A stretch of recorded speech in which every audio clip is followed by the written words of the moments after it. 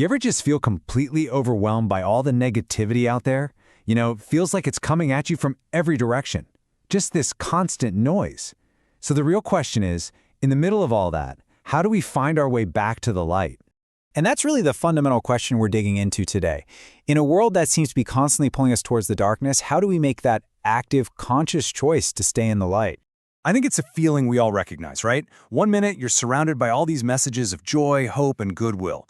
And then the next, you just flip on the news and bam, you're hit with this wall of chaos, mayhem, and suffering. It's such a jarring contrast, and as we're about to see, that's not an accident. And here's the heart of the problem. See, unlike any other time in history, the internet has created this non-stop 24/7 pipeline of negativity that's fed directly into our lives. It can feel totally inescapable. So what makes us so vulnerable to all this? Well, it kind of points back to our own self-awareness. The moment we can say, I think, therefore I am, we also become super aware of the world around us. And that opens us up to all of its influences, the good and the bad. But here's a really crucial piece of perspective to hang on to.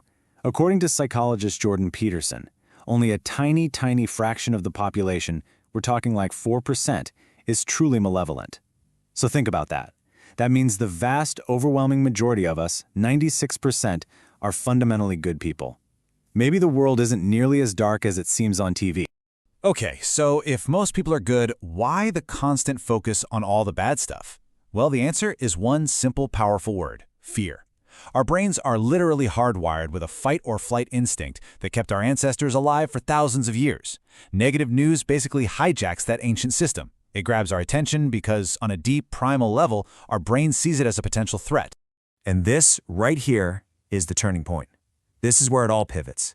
If we know that fear is the mechanism being used to grab our attention, how do we consciously choose its opposite? How do we get back to a place of love and actually live in the light? Well, the approach we're exploring suggests a really powerful shift in our mindset. It argues that we spend so much of our time and energy worrying about two things that don't actually exist in this moment: the past, which is gone, and the future, which is really just an illusion.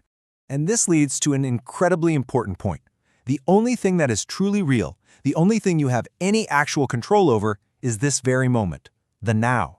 That is where all your power lies. And listen, this isn't just some nice philosophical idea. This is a proven survival strategy.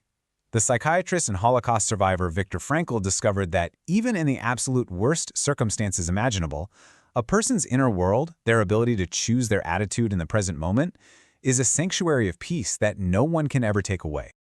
That is what it means to live in the light.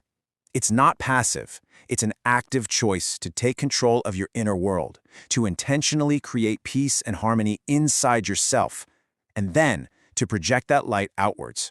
You literally become a source of light, not just for you, but for everyone around you. So how do we actually do this? How do we practice it? Well, here are 4 really practical steps. First, just realize that you control how you perceive things. Second, focus on living one day at a time, right here in the now. And third and fourth, you got to build that mental muscle through practices like meditation and prayer. They really help calm down that primal fear response. We'll leave you with this beautiful thought from Oscar Wilde. Choosing to find the light when the world is so focused on darkness, it might feel a little like trying to find your way by moonlight. But the reward? The reward is that you get to see the dawn before everyone else. So what does seeing that dawn look like for you?